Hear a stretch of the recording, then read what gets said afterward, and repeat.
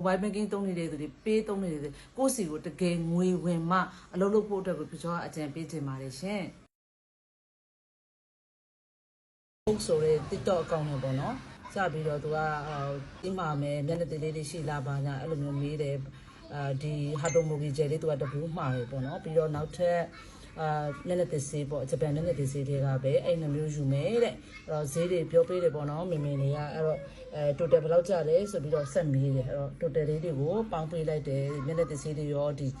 ဟာတိုမိုဂီဂျယ်ရောပေါ့နော်သူယူမယ်ပေါ့ဈေးကတော့3,900ဆိုပြီးတော့မင်းလေးကစာပြန်ပေးပြီးတော့သူက KP နံပါတ်တွေကိုပို့ပေးလိုက်တယ်ပို့ပေးလိုက်တော့ဒီမှာသူကချက်ချင်းငွေလွှဲပေးလိုက်တယ်ပေါ့နော်ဒီမှာဒါ e-receipt လေးပါတခြားသတိထားကြပါပုံမှန်အားဖြင့် KP receipt နဲ့ကွဲပြားခြားနာတာကိုသိရပါလိမ့်မယ်ငွေလားငွေဝင်လားပဲသူကတောက်လျှောက်မေးနေအဲ့တော့အမားတို့ကလည်းငွေကလုံးဝမဝင်သေးဘူးပေါ့နော်အဲ့တော့